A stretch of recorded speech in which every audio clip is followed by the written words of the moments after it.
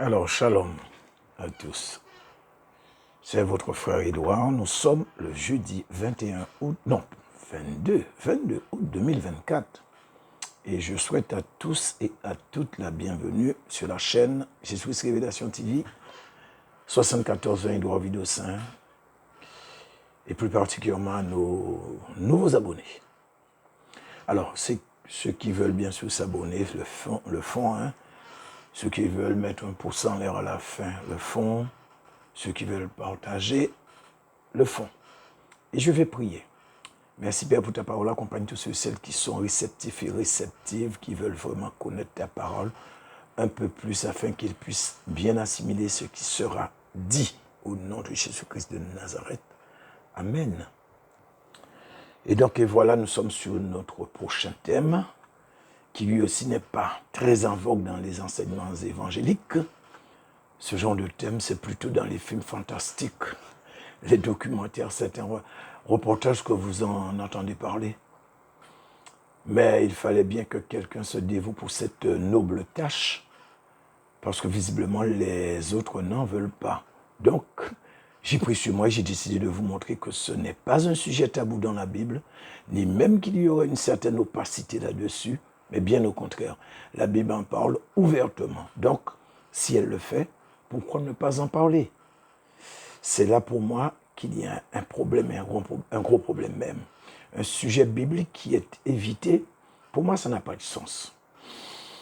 Mais bon, alors donc, ce n'est pas un message qui a été difficile, non, parce que j'ai l'aide du Saint-Esprit, n'en déplaise à certains qui disent que je ne suis pas inspiré par Dieu, par Jésus, par le Saint-Esprit. Je les laisse eux avec leur accusation. Le Saint-Esprit répondra pour moi. Mais en tout cas, ça pourrait ne pas être bien structuré pour certains. Mais si vous n'êtes pas difficile, ça pourrait aller. Alors, juste une petite anecdote, parce que c'est en rapport direct avec ce sujet, ce thème. Alors, une fois, j'ai laissé un commentaire sur la page d'un prophète, donc c'est en français, il est en métropole, hein. Et en fait, j'ai été étonné de sa réaction. Je me suis posé des questions. Vous savez, quand vous êtes serviteur de Dieu, et même si vous n'êtes pas, pour moi, on doit être ouvert à tout. Alors, je ne dis pas qu'on doit croire et accepter tout. Ce n'est pas ça mais mon propos. Mais être ouvert à tout, c'est-à-dire ouvert d'esprit. Et après, bon, il vous appartient ou il vous reste de prier. Et on demande au Saint-Esprit ce qu'il en est. Pour moi, c'est de la sagesse. Et de plus, le Saint-Esprit a été envoyé pour ça. Autrement, vous devenez réfractaire, limité, et les barrières se dressent à votre insu, mais en réalité, c'est vous-même qui les avez érigées. Et en fait, ça concerne exactement ce que j'ai mis sous sa page, ça concerne exactement ce que nous allons traiter aujourd'hui.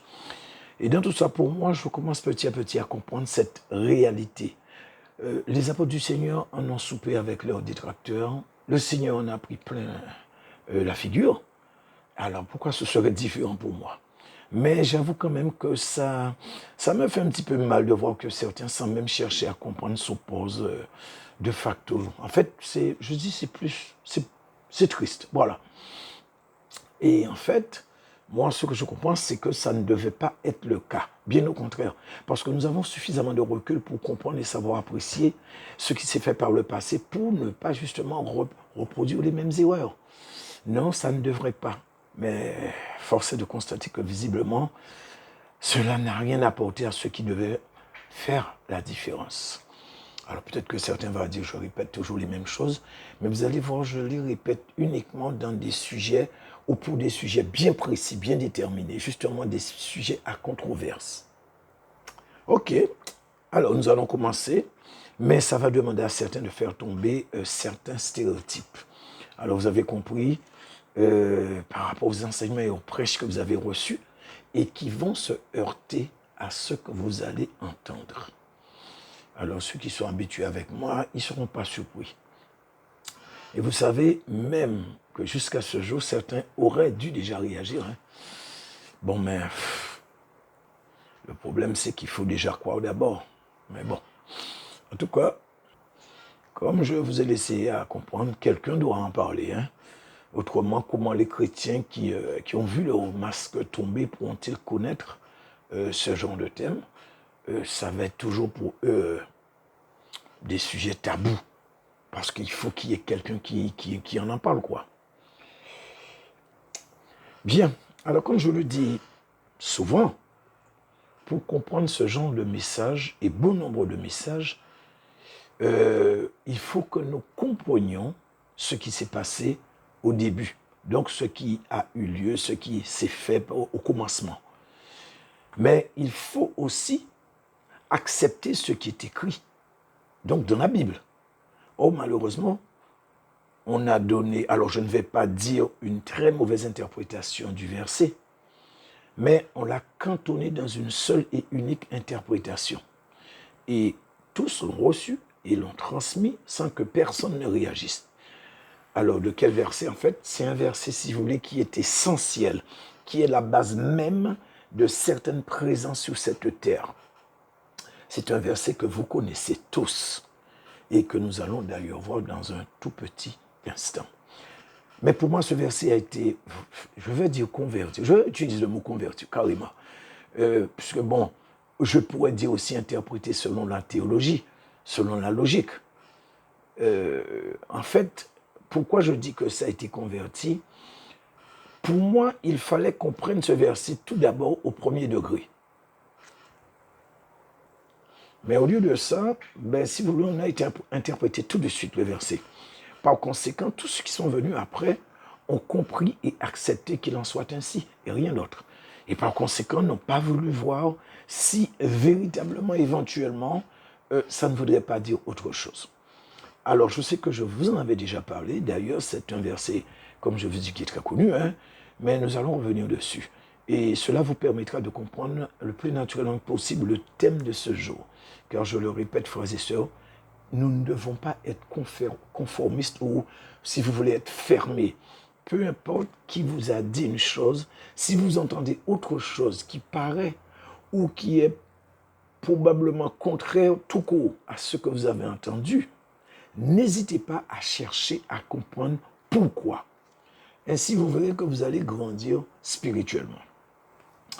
Et donc ce verset, s'il avait été reçu comme il se devait, l'Église aurait fait des progrès gigantesques vers la connaissance, car c'est un thème qui englobe la réalité qui nous échappe depuis le commencement. Donc ceux qui étaient avant nous sont restés dans les ténèbres, car il était possible pour eux qu'il en soit autrement que ce qu'ils avaient compris. Mais en fait, le prendre au premier degré, pour moi, ça aurait aidé énormément.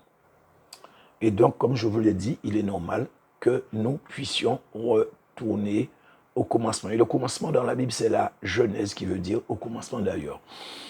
Parce qu'en fait, tout est lié. Et c'est comme ça que ça fonctionne dans la Bible, que ce soit le Nouveau Testament et l'Ancien Testament, les deux sont liés.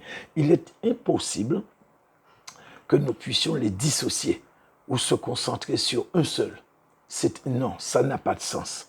Et bon, moi, je regrette que quand je suis arrivé à Christ, je me suis conformé à ce style de principe. Donc, c'était le Nouveau Testament à fond. Je suis un peu, je vais dire entre guillemets, un peu rétrograde par rapport à la parole. Sinon, je serais un petit peu plus loin quand même. Mais Dieu merci, j'essaie de rattraper mon retard. Et avec la grâce de Dieu, j'y arrive un peu quand même. Et pour cela, nous allons aller directement, ou plutôt nous irons directement dans le livre de Genèse, chapitre 3, versets 15 et 16. Alors, Genèse 3, 15, 16, on nous dit « Je mettrai une inimitié entre toi et la femme, entre ta postérité et sa postérité. Celle-ci t'écrasera la tête et tu lui blesseras le talon. Et dit à la femme, j'augmenterai la souffrance de tes grossesses. Tu enfanteras avec douleur et tes désirs se porteront vers ton mari, mais il dominera sur toi. » Parole du Seigneur. Donc voilà ce verset en question que tous connaissent. Et comme je vous ai dit, je sais que j'ai déjà parlé de ce verset dans je ne sais pas combien d'enseignements, mais j'en ai parlé. Donc vous voyez ces versets, et particulièrement le verset 15. Alors j'ai entendu ça et là, qu'on aurait dit que c'était une prophétie sur l'Église corps de Christ qui devait venir. Et je vous ai déjà donné ma position dessus. Alors, est-ce que quelqu'un aurait eu cette révélation? Je n'en sais rien. Mais moi, avant de le prendre dans le sens spirituel, donc si c'est effectivement dans le sens spirituel, il s'agirait de l'Église, moi je vais de facto le prendre directement dans le sens naturel, c'est-à-dire au premier degré. Parce que quand nous analysons la situation, que constatons-nous? Alors, Dieu est en train de prendre des mesures contre des acteurs par rapport à ce qui a été fait, donc ce qui s'est passé. Alors, si tous sont coupables, il y a un seul qui est le responsable, c'est le serpent. Mais ça n'empêchera pas que chaque protagoniste sera sanctionné à hauteur de sa responsabilité dans cette affaire. Donc, nous avons en tout premier lieu le serpent. Ensuite, nous avons la femme. Et en dernier lieu, celui qui normalement aurait dû inverser la situation, donc Adam. Alors moi, si c'était moi, j'aurais sanctionné Adam en premier. Mais les voies du Seigneur sont insondables et nous voyons que le Seigneur a commencé avec, pas les coupables, mais avec celui qui était responsable, à savoir le serpent. Et donc, Dieu a jugé le serpent ancien. Il lui dit, 3 serpents, je mettrai inimitié entre toi et la femme, donc de la haine entre lui, le serpent, et la femme, mais aussi entre la postérité de la femme et la postérité du serpent. Et donc, nous allons essayer de voir un petit peu plus clair dans ça. Alors, certains pourraient se dire qu'ils ne voient pas où sont les sanctions ou le jugement de Dieu sur le serpent par rapport à ce qui est écrit. Alors, j'ai parlé bien de jugement, juger. Dieu a jugé. Je n'ai pas dit condamner. J'ai parlé de juger le serpent. Parce que déjà, le serpent, il était déjà condamné depuis avant. Et ce jugement aussi va tomber sur la postérité du serpent, comme nous allons le voir tout à l'heure. Alors, ici, le mot hébreu, qui a été utilisé pour postérité est Zera ou Zera, c'est Z-E-R-A. Et en fait, ça veut dire semence, graine, semaille, descendant, postérité, enfant. Donc, en d'autres termes, ce qui donne naissance, ce qui engendre, si vous voulez, dans notre vocabulaire moderne, on va parler du sperme de l'homme, la semence de l'homme, donc le sperme de l'homme. Et pour confirmer qu'il s'agit bien de ça, nous avons un cas avéré. Il y en a beaucoup, mais je vous ai choisi un cas. Et c'est dans Genèse chapitre 38, verset 9. On nous dit, Onan ou Onan, je ne sais pas comment ça se prononce, sachant que cette postérité ne serait pas à lui, se souillait à terre lorsqu'il allait vers la femme de son frère, afin de ne pas donner de postérité à son frère. Parole du Seigneur. Alors, pour ceux, il y en a que parmi vous qui connaissent cette histoire, mais pour ceux qui ne connaissent pas, vous pouvez toujours aller lire peut-être pas forcément tout le chapitre. Mais en tout cas, il s'agit d'un frère qui devait assurer une descendance pour son frère qui était mort. Donc, il est mort sans enfant. Et lui, ce frère, au nom en question, il devait aller vers la femme de son défunt frère. Et ce qu'il devait faire était très simple. Il devait juste coucher avec elle ou du moins jusqu'à ce que cette femme se retrouve enceinte. Voilà, simple comme une lettre à la poste. Enfin bon, j'espère que pour lui c'était aussi simple que ça. Alors, qu'est-ce qu'on nous dit? On nous dit que Onan ou Onan, sachant que cette postérité qui naîtrait de cette union ou par rapport à l'acte qu'il allait faire, donc qu'il sait pertinemment que ce ne serait pas de lui, parce que c'était ça la loi de l'Éternel. Alors qu'est-ce qu'il faisait, le brave Onan ou Onan? Et puis il jetait sa semence ou son sperme par terre. Et on nous dit ce qui est plus fort à l'Éternel. Et vous allez voir que l'Éternel a fait mourir à cause de ça. Donc pour ceux qui jettent leur semence par terre, c'est un message pour vous aussi. Alors attention, je n'ai pas dit que Dieu va vous faire mourir, mais je veux dire que par rapport à ce qui est écrit, ce n'est pas qu'à cause de ça, mais sur le principe. Je vous dis parce qu'il y a plusieurs révélations qui en parlent. Et donc dans ce verset, la situation d'Onan, le mot hébreu qui a été utilisé pour Alors, Onan, attendez. Ouais. Alors, donc, comme il savait que cette postérité n'allait pas lui appartenir, donc soit l'enfant qui allait naître, on nous a dit qu'il jetait sa semence par terre. Et ce mot hébreu est le même mot hébreu qui a été utilisé dans Genèse chapitre 3, verset 15. Donc, soit le mot Zera ou Zera. Donc, Z-E-R-A. Et donc, nous savons aussi qu'une femme n'engendre pas d'enfant. Elle conçoit, elle porte l'enfant en elle. Donc, tous les versets où il est parlé d'engendrer, ça s'adresse toujours à l'homme, pas à la femme. Alors, donc, que veut dire tout ça? Alors, je vais vous expliquer ce que j'ai compris. Tous les enfants qui sont nés avant et après cette affaire viendraient de Ève. Alors, pourquoi je dis avant et après?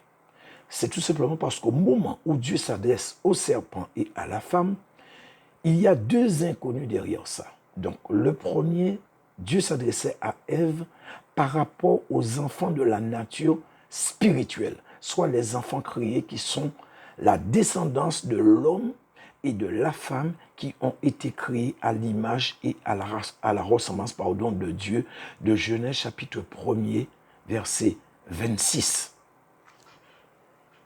Soit la postérité ou les descendants être esprit ou humain esprit. Enfin, je ne sais pas si on dit humain esprit, mais en tout cas, des hommes esprits qui ont été créés à l'image et à la ressemblance de Dieu.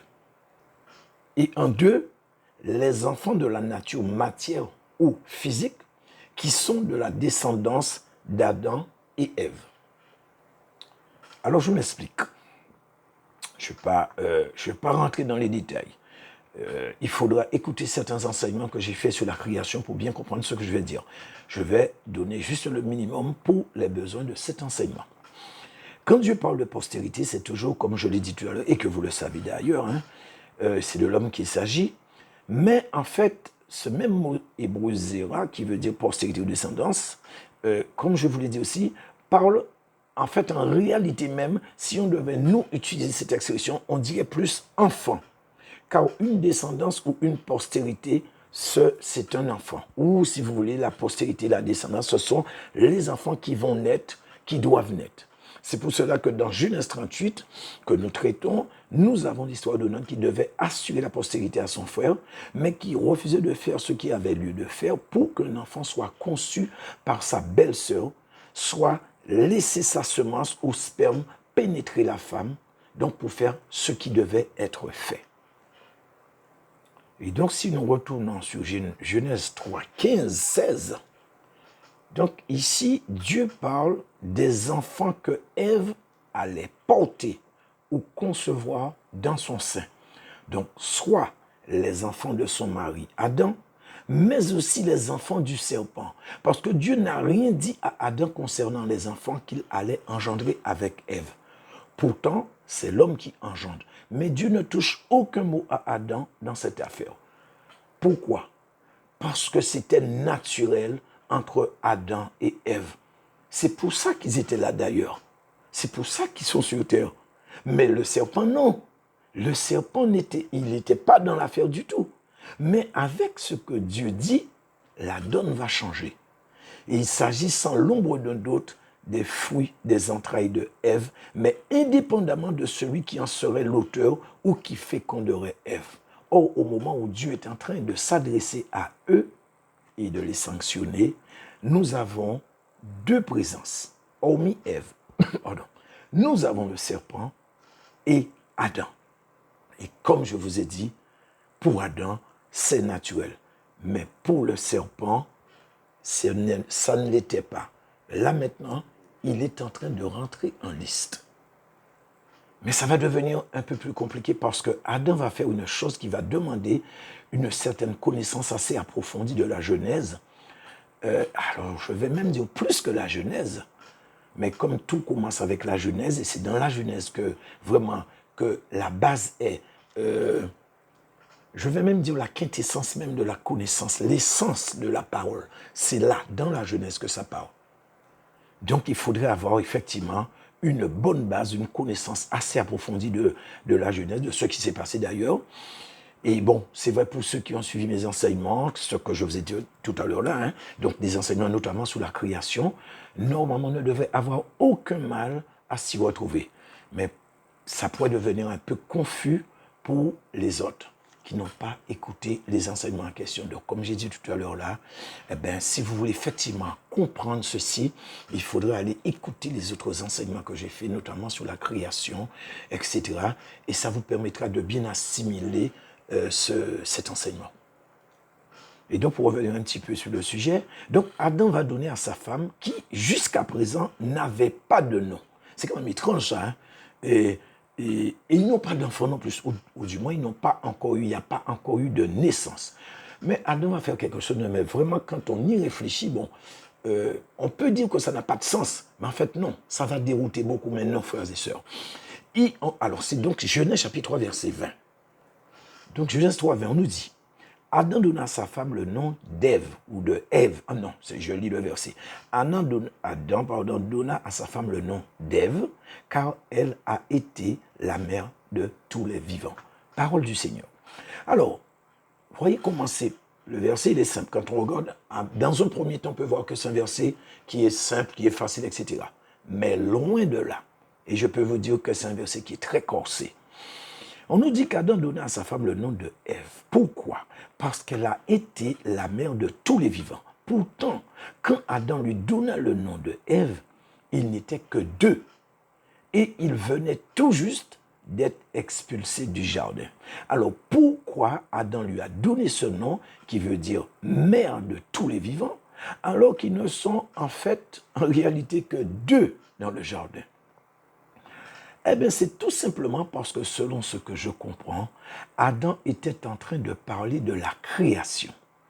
À partir du moment où Ève a commencé à donner naissance en tant que femme-esprit, et c'est uniquement et c'est seulement à partir de ce moment-là que la terre a commencé à être peuplée.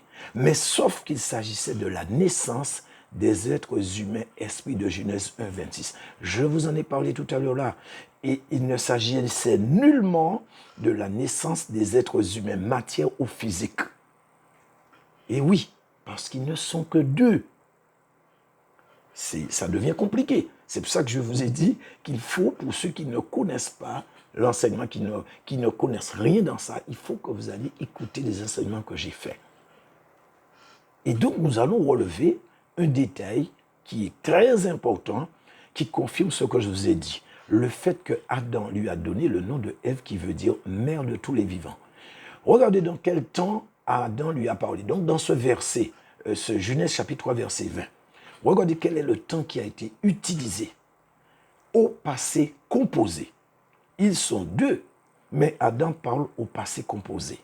Or, le passé composé, par définition, c'est quelque chose qui est déjà passé, une action qui est présentée comme étant terminée. Il dit qu'elle a été la mère de tous les vivants. Donc, ça ne fait que sceller ce que je vous ai dit. J'ai vérifié si le temps qui avait été utilisé était bon. Alors, non seulement il est bon, donc c'est bien le passé composé qui a été utilisé, mais ne serait-ce que par la définition du mot Ève, ça tient. Tout s'imbrique parfaitement, parce que Ève veut dire la mère de... Attendez. Oui, c'est ça, la mère de tous les vivants. Donc, je vous confirme qu'effectivement, Ève était bel et bien une mère porteuse pour le serpent, et que les descendants, la postérité d'Ève et du serpent, allaient exister bel et bien. Et nous allons voir un cas de confirmation parmi tant d'autres. Donc il y en a beaucoup, mais nous allons voir un. Et pour ce faire, nous allons faire un bond. Nous sortirons du Nouveau Testament et nous allons dans le... nous sortons de l'Ancien Testament et nous irons faire un tour dans le Nouveau Testament. Et c'est le Seigneur lui-même qui va confirmer cette histoire de descendance du serpent de Genèse 3,15. Et comme pour effectivement dire, je confirme ce qui a été dit dans Genèse 3,15 au premier degré. Et c'est une parabole en fait que vous connaissez très bien d'ailleurs, et c'est la parabole du blé et de l'ivraie que nous avons aussi déjà vue dans des enseignements. Donc pour ceux qui qui ont suivi mes enseignements antérieurs, ils connaissent. Alors, le problème, c'est que beaucoup ont accepté cela comme une parabole et rien d'autre. Mais je suis désolé, bien que j'en avais déjà parlé, je voulais vous rappeler que quand vous lisez la Bible, si vous détachez certaines parties pour faire correspondre à ce que vous comprenez ou ce que vous pensez avoir compris ou que vous croyez tout court qui est la vérité, parce qu'en fait, votre cartésien, votre logique ne peut prendre ou accepter au premier degré ce qui est écrit dans la parole de Dieu, alors là, maintenant, vous allez passer en mode hors sujet, mode interprétation, et vous allez sortir carrément de la pensée de l'auteur. Et malheureusement, c'est ce qu'ont fait tous ceux qui sont passés avant nous, et même de notre génération, pour pouvoir analyser et bien comprendre ce Genèse 3,15. Donc c'est dans Matthieu 13, 36 à 43. On nous dit, alors il renvoya la foule et entra dans la maison. Alors il renvoya la foule et entra dans la maison. Ses disciples s'approchèrent de lui et dirent, explique-nous la parabole de l'ivraie du champ. Verset 37, il répondit, celui qui sème la bonne semence, c'est le Fils de l'homme. Verset 38, le champ c'est le monde, la bonne semence ce sont les fils du royaume, l'ivraie ce sont les fils du malin. Verset 39, l'ennemi qui la semait, c'est le diable. La moisson, c'est la fin du monde. Les moissonneurs, ce sont les anges. Or, comme on arrache l'ivraie, verset 40, et qu'on on la jette au feu, il en sera de même à la fin du monde. Verset 41. Le Fils de l'homme enverra ses anges qui arracheront de son royaume tous les scandales et ceux qui commettent l'iniquité. Verset 42. Et ils les jetteront dans la fournaise ardente où il y aura des pleurs et des grincements de dents. Verset 43. Alors les justes resplendiront comme le soleil dans le royaume de leur Père. Que celui qui a des oreilles pour entendre, entende. Parole du Seigneur. Comme vous pouvez le constater dans cette parabole, tous les acteurs qui ont été nommés sont bien réels. Ils existent tous. Il n'y a pas une seule exception. Celui qui sème la bonne semence, c'est le Fils de l'homme. C'est le Seigneur Jésus-Christ que nous connaissons tous. Le champ, c'est le monde. Le monde existe bel et bien. Nous sommes dedans. La bonne semence, ce sont les fils du royaume. C'est nous, les enfants de Dieu, les enfants de la lumière. La moisson, on nous dit que c'est la fin du monde. Nous savons qu'il y aura une fin. Les moissonneurs, ce sont les anges. Et nous savons qu'eux aussi existent. Et nous croyons en leur existence. Maintenant, le Seigneur parle de l'ivraie. Et il dit, l'ivraie, ce sont les fils du malin. Mais ceux-là aussi sont réels, frères et sœurs. Ils existent aussi tout comme nous. Pourquoi vous voulez interpréter cette partie et vouloir comprendre autre chose quand vous arrivez dessus? Donc là, je m'adresse à ceux qui ne croient pas, ceux qui interprètent, qui disent que non, c'est pas ça ou ça peut. Non. Alors, moi, je leur pose la question, qu'est-ce qui vous dérange dans ça, dans ce qui est écrit là? Est-ce que, parce que vous trouvez que c'est un non-sens, vous a-t-on parlé ici de personnes possédées? Non. On vous a dit que l'ivraie est là et ce sont les fils du malin. Alors, vous devez accepter ou l'accepter comme c'est écrit. Parce que si vous ne voulez pas l'accepter comme c'est écrit, vous devez rejeter aussi tout le reste. Et vous devez comprendre et dire, confesser que Jésus-Christ n'existe pas, que les enfants de la lumière n'existent pas, etc. Mais je sais que vous ne pouvez pas le faire. Alors pourquoi vous voulez interpréter? Sachez que quand vous interprétez, vous passez complètement à côté. Que ce soit interprété ou que ce soit explication avec la théologie, pour moi c'est du pareil au même. Il n'y a pas de différence entre les deux. Et je vous dis, énormément de choses vont vous échapper car beaucoup de choses dans la Bible sont rattachées à l'acceptation de la réalité de la présence des enfants du serpent ou du Satan en tant que tels. Qu'ils sont bien là, bien présents avec nous et qu'il ne s'agit nullement, comme je vous ai dit tout à l'heure là, d'êtres qui sont possédés. Non, ils sont aussi réels que vous et moi. Les êtres qui sont possédés, qui sont possédés, nous avons des exemples. Le Seigneur, il est venu et il a délivré un jeune qui était possédé et le démon voulait le faire périr par le feu et par l'eau, a dit son père. Là, c'était un enfant qui était possédé. Mais ici, frères et sœurs, on ne nous parle pas d'être possédé. On nous parle de quelque chose qui est réel et qui échappe à notre entendement. Ce sont des choses qui nous dépassent. Mais nous ne devons pas occulter la parole de Dieu pour que ça puisse aller dans notre sens et être accepté par notre cartésien et par notre logique. Autrement, frères et sœurs, tous ceux qui vont procéder ainsi, je vais dire qu'ils vont être complètement à côté de la plupart des doctrines. Ils seront hors sujet, ils ne comprendront rien. Et malheureusement, ce sera tant pis pour eux. Enfin, désolé, mais c'est comme ça, puisque je vous explique. Et donc, dans tout ça, qu'est-ce que nous constatons par rapport à cette parabole? Eh bien, nous constatons simplement que la prophétie que Dieu a prononcée dans le jardin d'Éden s'est accomplie. Je mettrai une inimitié entre toi et la femme, entre ta postérité et sa postérité. Et donc, cette postérité a commencé avec ce pic de jalousie entre Caïn, qui est le fils du Satan, et Abel, qui est le fils de Ève, engendré par Adam. La haine a donné la mort d'Abel, d'un injuste. Donc, la Bible nous dit Abel était injuste. Mais Caïn, apparemment non. Alors, est-ce que vous pensez que juste Caïn, c'était ça et ça avait pris fin? Non. C'est ce qui a jalonné justement la vie des enfants de Dieu depuis le commencement. Job, les enfants d'Israël en Égypte, quand ils sont arrivés à Canaan. Et ça continue, mon frère, ma soeur, ça continue. Jusqu'à ce jour, ça continue.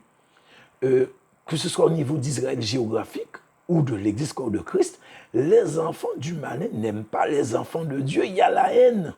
Il y a toujours conflit ou inimitié entre la lumière et les ténèbres parce qu'ils ne peuvent cohabiter. Ils ne peuvent être ensemble. Ou si vous voulez, cette haine ou inimitié entre la lumière et les ténèbres, mais aussi, que nous comprenions entre la postérité de la femme et celle du serpent. Mais dans tout ça, les enfants de la postérité ou les enfants engendrés par Adam, ce sont eux qui sont les vrais enfants de Dieu. Voilà pourquoi Dieu a fait la différence et qu'il a parlé seulement de la postérité de la femme et non de la postérité de Adam. Parce que la postérité d'Adam était naturelle, tout comme les relations sexuelles intimes entre Adam et Ève. Donc, c'est ça, c'est là où il y a le truc. Alors attention, je n'ai pas dit que le serpent a eu des relations sexuelles avec Ève. N'allez pas dire ce que je n'ai pas dit. J'ai parlé de postérité. Et maintenant, nous savons que la médecine a fait beaucoup de progrès à ce niveau et qu'un enfant peut naître sans être sans être dans le ventre d'une femme. Hein. Je ne sais plus comment ils appellent ça. Ou qu'ils peuvent transférer. En fait, il y a tellement de méthodes. En tout cas, la médecine est en train de montrer, de prouver que ce qui a été dit dans le jardin d'Éden, dans Genèse 3,15, qu'il fallait aussi le prendre dans le sens premier. Donc, si nous n'acceptons qu'une partie de ce qui est écrit, ne manquons-nous pas à notre devoir par hasard? Comment peut-on décider de notre propre chef que tout le reste est bien réel, vrai, mais pas les fils du malin? Alors que c'est écrit noir sur blanc, comme le reste, frères et sœurs. De quel droit pouvons-nous faire une telle chose? Quelle autorité avons-nous pour dire que oui, pour le reste, aucun problème, mais les fils du Satan, non, ça n'a pas de sens. Est-ce que Dieu nous a demandé notre avis quand il a écrit sa parole? Ou est-ce que nous savons mieux que Dieu ce qui doit être écrit dans sa parole ou pas? Alors je vous le dis, c'est pour pour vous réveiller, pour réveiller ceux qui sont encore endormis dans ces doctrines. Alors, je ne vais pas dire doctrine de démon, mais dans les faux enseignements que vous avez reçus, les fausses prédications. Je suis en train de vous donner un électrochoc, frères et sœurs. Nous ne devons pas être flottants et ballottants et accepter les choses selon notre logique, notre compréhension. Certaines choses en jouant la courte paille.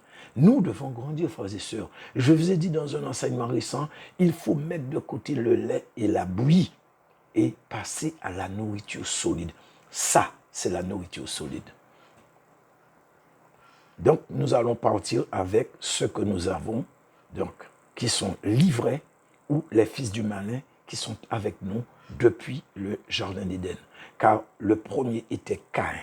Et Jean va pas nous le... Oui, il va nous le confirmer.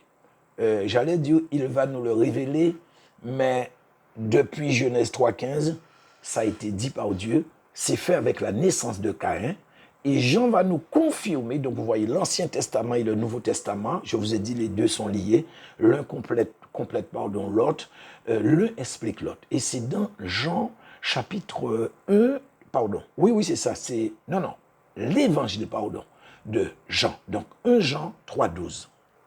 Alors on nous dit, et ne pas ressembler à Caïn, qui était du malin, et qui tua son frère. Et pourquoi le tua-t-il? Parce que ses œuvres étaient mauvaises, et que celles de son frère étaient justes.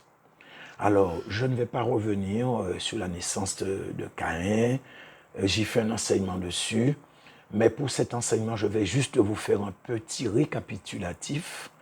Donc, on va apprendre ce qui est nécessaire, et c'est, bon, ceux qui veulent rejeter, moi, ça ne me dérange pas, c'est vous qui voyez, il n'y a aucun problème. Alors, il est vrai que j'ai eu l'occasion de révéler certaines choses déjà sur cette histoire d'engendrement. Donc, je suis obligé pour la circonstance, de revenir un peu sur certains points pour bien asseoir cet enseignement. Et donc, pour cela, nous irons dans Genèse chapitre 4, versets 1 et 2 et le verset 25. On nous dit, Adam connut Ève, sa femme, elle conçut et enfanta Caïn, et elle dit, j'ai formé un homme avec l'aide de l'Éternel. Verset 2. Elle enfanta encore son frère Abel. Abel fut berger et Caïn fut laboureur. Et donc le verset 25. Adam connut encore sa femme. Elle enfanta un fils et l'appela du nom de Seth, car dit-elle, Dieu m'a donné un autre fils à la place d'Abel que Caïn a tué. Parole du Seigneur. Alors, quand nous lisons le verset 1 et le verset 25 de Genèse 4, nous allons constater qu'il y a 3 naissances de la part de Ève. Nous avons Caïn, Abel et Seth. Mais si nous portons notre attention, ou plutôt une attention particulière, il y a un mot très important qui va faire une différence fondamentale par rapport à ces naissances. Et si vous occultez ce mot, alors vous allez assurément passer à côté, mais complètement à côté, frères et sœurs. Alors, je vais encore ouvrir une petite parenthèse. Alors, j'aimerais attirer votre attention sur un fait.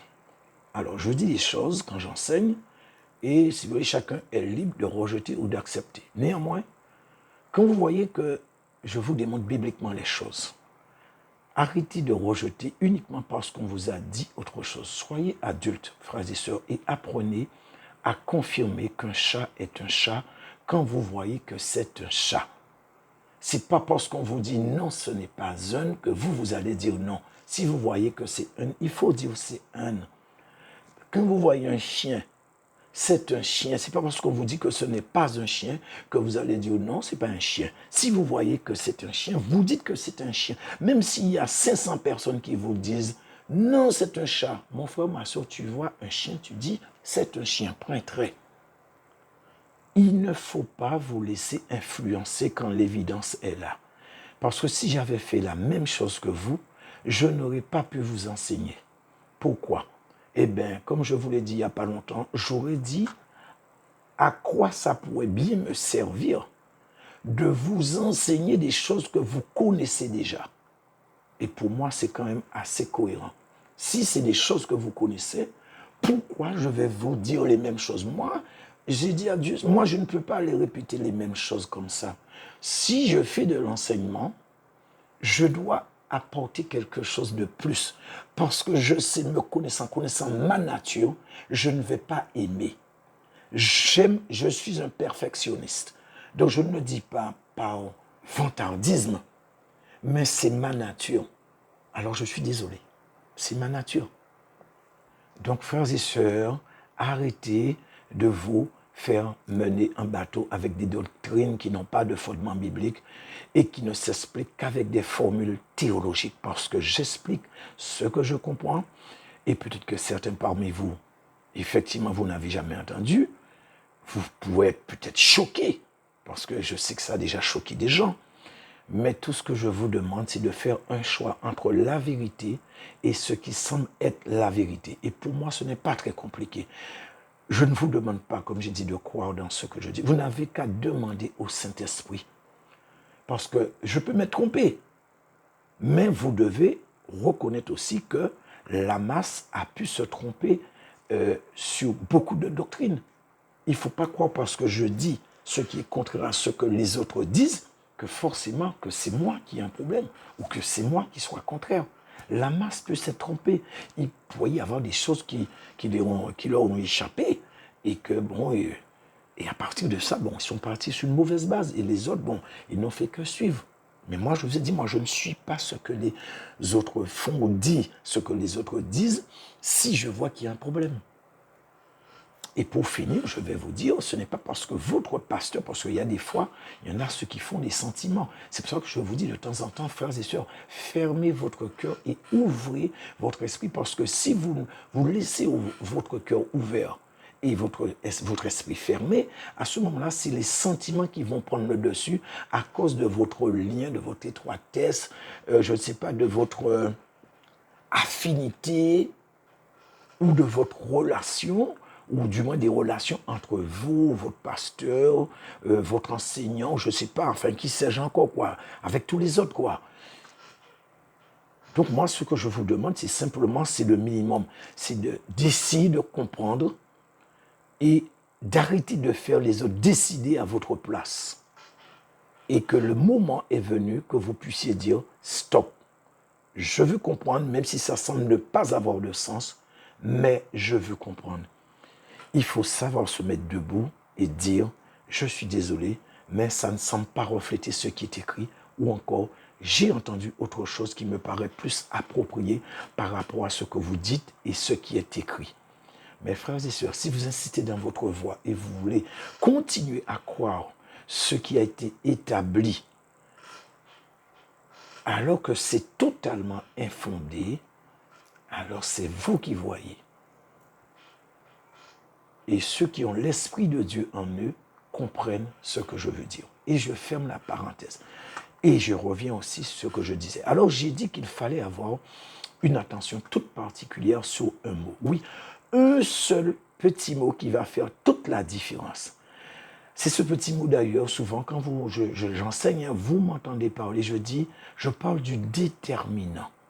Et dans tout ce chapitre 4, c'est ce déterminant qui va nous dire ce qui est réellement ou ce qui s'est réellement passé.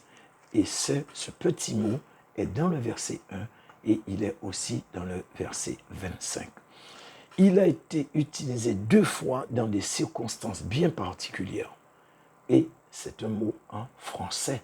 Donc, vous ne devriez avoir aucun effort pour accepter la vérité. Alors, commençons avec le verset 1. Pour cerner tout ce qui est impliqué dans l'explication que je vais donner par rapport à cette situation. Donc, dans le verset 1 de Genèse 4, on nous dit que Adam connut sa femme.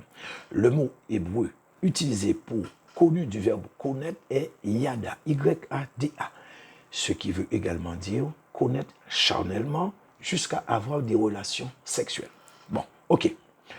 Ensuite, on nous dit, après qu'il ait connu ou eu des relations sexuelles avec elle, il y a eu naissance. Et naissance de qui? De Caïn. Donc, un enfant est né et son nom est Caïn après que Adam ait connu sa femme Ève. Au verset 2, on nous dit, elle enfanta encore Abel. Regardez bien, elle enfanta encore Abel. Le mot encore, c'est un déterminant. Et il vient de l'hébreu yakaf, Y-A-C-A-P-H. Et ça signifie ajouter, augmenter, faire de nouveau, encore, joindre, se joindre à, ajouter. Donc, voilà la définition de ce mot encore. Donc, nous avons déjà deux naissances, entre Genèse 4, 1 et 2, et nous allons vérifier la prochaine et troisième naissance qui a eu lieu. Et donc, verset 25, on nous dit, Adam connut encore sa femme, et elle enfanta un fils, et l'appela du nom de Seth. Donc, depuis la naissance du premier, donc Genèse 4, 1, c'est à partir de ce moment-là qu'on commence à nous parler de venue au monde, de naissance. Nous avons le premier qui est Caïn et la naissance du troisième qui est Seth au verset 25. Nous comptabilisons le mot connu du verbe connaître, soit avoir des relations sexuelles, comme je vous ai dit, 2 fois. Néanmoins, nous avons que 2 situations où Ève va donner naissance. Et en même temps, on nous confirme que ce n'est que la 2e fois que Adam connut Ève.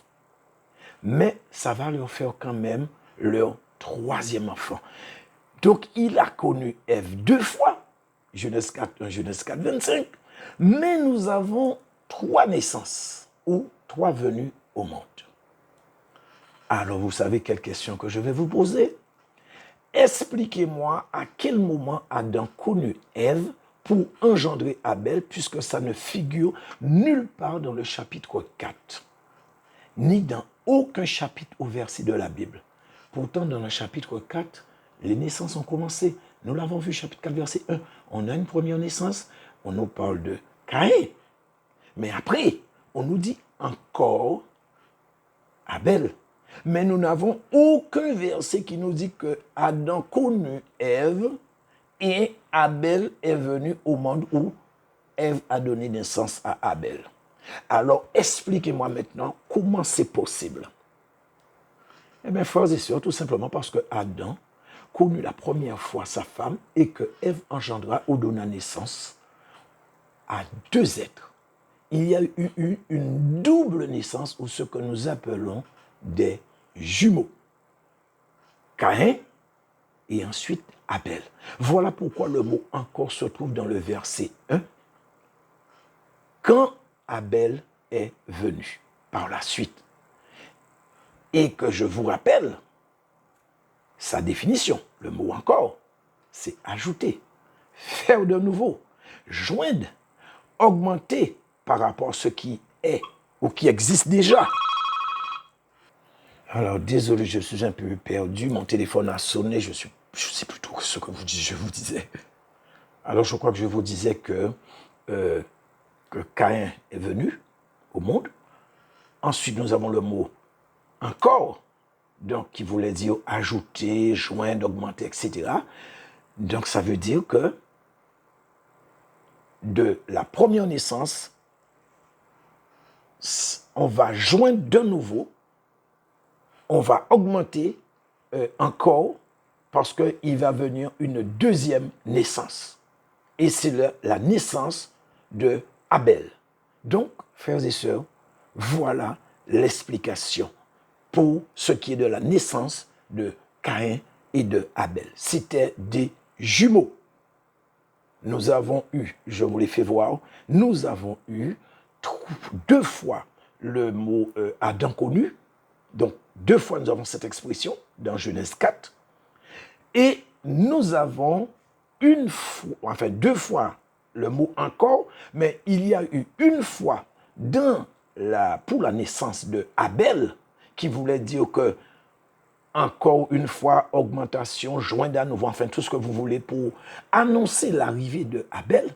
Et nous l'avons vu aussi au verset 25. 1 fois de plus encore, Adam a eu des relations sexuelles avec Ève et que de cela est venu un autre enfant qui était le 3e et qui est Seth que nous connaissons tous. Donc, 2 relations sexuelles pour 3 enfants. Alors, j'ouvre une toute petite parenthèse. Enfin, moi, c'est ce que je comprends. Comme si les relations sexuelles à l'époque de Adam, c'était uniquement pour engendrer. Bon, je ferme la parenthèse. Donc, je vais continuer à sceller ce que je suis en train de vous dire. Et pour vous dire que quand vous lisez la généalogie, Et d'ailleurs, je vais lire pour vous. Donc, il s'agit de... Donc, Genèse 5, 1 à 5, on nous dit, voici le livre de la postérité d'Adam, lorsque Dieu créa l'homme. Il le fit à la ressemblance de Dieu. Il créa l'homme, verset 2, et la femme, il les bénit, et il les appela du nom d'homme lorsqu'ils furent créés. Verset 3, Adam, âgé de 130 ans, engendra un fils à sa ressemblance selon son image, et lui donna le nom de Seth. Verset 4, les jours d'Adam, après la naissance de Seth, furent de 800 ans. Et il engendra des fils et des filles. Verset 5, tous les jours qu'Adam vécut furent de 930 ans, puis il mourut. Bon, c'était même pas nécessaire de lire tout ça. Mais bon. Et donc, avant de lire ces quelques versets, je vous disais que dans le chapitre 5, on nous parle de la généalogie de Adam. Et dans cette généalogie, vous ne verrez pas Caïn. Nous venons de le lire. Caïn n'en fait pas partie. Il n'est pas mentionné. Et de plus, au verset 3 de ce même chapitre 5, il est écrit « Adam engendra un fils selon son image, selon sa ressemblance. Il lui donna le nom de Seth. » Ça confirme la descendance à partir des êtres humains esprits de Genèse 1, 26, soit des êtres humains créés. Mais Caïn n'en faisait pas partie car il est la postérité du serpent ou de Satan ou la postérité matière physique de Ève. Et que Adam n'a rien à voir dans cette postérité. Alors, frères et sœurs, surtout, ne me faites pas comme certains qui disent que c'est parce que Caïn tua Abel et que en fait, moi, personnellement, je ne vois aucun rapport parce que Caïn aurait tué Abel. Il n'y a de rapport ni de près, ni de loin avec une généalogie, comme si le fait d'être un meurtrier allait modifier une généalogie. Et pour ceux qui voudraient insister, je vais vous prouver que c'est complètement ridicule et grotesque et que ça s'apparente plus à de la pure spéculation et de l'interprétation fantaisiste. Donc, nous allons voir un autre cas. Lisons dans Matthieu, chapitre 1er, versets 1 et 2. Alors, désolé, il y a un petit peu de bruit. Ils sont en train de passer des bousseuses et souffleurs. Bon, alors, donc, je disais Matthieu 1, 2. On nous dit, Abraham engendra Isaac, Isaac engendra Jacob, Jacob engendra Judas et ses frères. Or, nous savons tous qu'Abraham engendra Ismaël avant Isaac. Pourtant, est-ce que Ismaël tua quelqu'un pour qu'il ne soit pas dans la généalogie d'Abraham? Certainement pas. Alors, surtout, ne venez pas me dire c'est parce qu'il n'est pas de la promesse. Autrement, il faudrait m'expliquer les passages suivants. Donc, Genèse chapitre 10, chapitre 6, verset 10, et Genèse chapitre 10, verset 21. Donc, Genèse 6, 10, on nous dit, Noé engendra 3 fils, Sem, Cam et Japheth. Et Genèse 10, 21, il naquit aussi des fils à Sem, père de tous les fils d'Héber et frère de Japheth l'aîné. Ici, dans le chapitre 6, on nous dit que Noé engendra 3 fils. Dans l'ordre, nous avons Sem, Cam et Japheth. Donc, selon ce que nous lisons, Sem est le premier-né, Cam est le cadet et Japheth le benjamin. Ok. Maintenant, le chapitre 10 nous dit, il naquit aussi des fils à Sem, père de tous les fils d'Héber et frère de Japheth l'aîné. Donc vous voyez, on nous dit qu'il naquit aussi des fils à Sem, qui, comme nous l'avons vu dans Genèse 6, qui était censé être le premier-né, selon l'ordre, donc de Genèse 6, 10. Mais qu'est-ce qu'on nous dit après? Sem, frère de Japheth l'aîné. Donc Sem est effectivement le frère de Japheth, et dans la Bible, dans Genèse, nous avons les 3 frères, Sem, Cam et Japheth. Et là, on nous parle de Sem et de Japheth. Donc, il s'agit bien des enfants de Noé. Et on nous dit que là, maintenant, que Japheth est le frère aîné de Sem.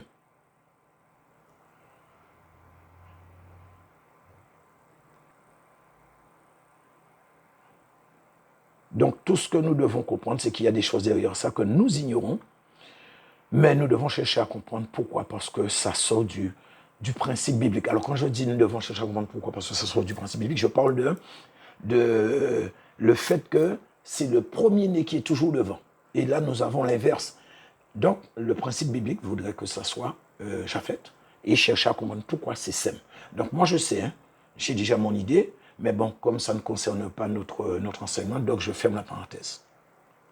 Et donc, pour clore ce premier volet, cette première vidéo, la première partie de cet enseignement, il y a une toute dernière petite chose, je vais vous faire voir, et pour moi, qui a vraiment son pesant, hein, et important. Quand Ève va donner naissance à Caïn, nous avons vu que l'épître de Jean a dit que Caïn était du malin, donc soit le fils du serpent. Je vous l'ai démontré par rapport à la Bible. Et nous savons que Caïn est effectivement venu au monde. Alors, est-ce qu'il y a un seul verset qui dit que Ève a vu une différence entre Caïn et Abel, malgré que Caïn soit le fils du malin ou du serpent? Tout comme Jean nous le dit. Non. Et vous pensez que nous pouvons faire la différence entre les enfants du malin et la descendance de Seth? Sauf si Dieu le permet. Autrement, de la même manière que Ève, eh bien, Ève a vu du feu. Eh bien, nous aussi, hein, nous les voyons, nous les côtoyons, nous parlons avec eux. Même il y en a même ceux qui sont mariés avec, ils ne le savent même pas. Mais vous voyez, tout ça, ce sont des mystères. Et le temps est venu où Dieu permet et donne l'inspiration, révèle, donne l'intelligence, la capacité, tout ce que vous voulez, pour que nous puissions rentrer dans les choses qui sont profondes, pour arrêter avec la bouillie et le lait et pour entrer dans la nourriture solide, frères et sœurs. Et donc, dernière petite chose, le mot qui a été utilisé dans Jean pour traduire était, quand il est dit que Caïn était du malin, c'est un mot grec qui veut dire était, arriva, resta, se trouvait, se tenait, être. Et c'est un verbe qui correspond à notre auxiliaire être, comme vous pouvez le constater. Et il ne faut pas oublier que Dieu s'adresse à eux alors qu'ils sont 3 dans le jardin. Donc, Jean nous parle exactement au moment où Dieu était en train de juger ou sanctionner tout ce que vous voulez. Or, il y avait les 2 acteurs principaux que je vous ai dit, les 2 acteurs qui étaient concernés, donc le serpent et Adam. Mais Jean n'a pas dit que Caïn était ou venait d'Adam, le 2e acteur. Mais il a dit qu'il venait du serpent, le premier acteur. Jean savait très bien ce qu'il disait. Donc, il faut que nous arrêtions d'interpréter la parole de Dieu, frères et sœurs. Et tout ça pour vous dire qu'il ne s'agit pas de ces histoires d'un tel à tuer, ou je ne sais pas trop quoi. Quand nous avançons des raisonnements humains pour comprendre la parole de Dieu, nous ferons assurément naufrage. Il y a derrière toutes ces choses, des trucs, je vous ai dit, qui dépassent notre cartésien, notre petite logique, enfin notre petite logique humaine. C'est hyper profond ces trucs-là et c'est très compliqué tout ça. Mais pour déjà avoir une idée, il faudrait, comme je vous ai dit, pour ceux d'ailleurs qui n'ont pas écouté, et même ceux qui ont écouté, hein, bon, ça ne vous ferait pas de mal de réécouter pour que vous puissiez bien vous imprégner pour ce qui est de la création, pour ce qui est justement de cette postérité du Satan, tout ça pour bien comprendre de quoi nous sommes, frères et sœurs. Donc, je vais m'arrêter ici pour cette première vidéo et première partie de cet enseignement, et vous aurez la deuxième et dernière peut-être demain.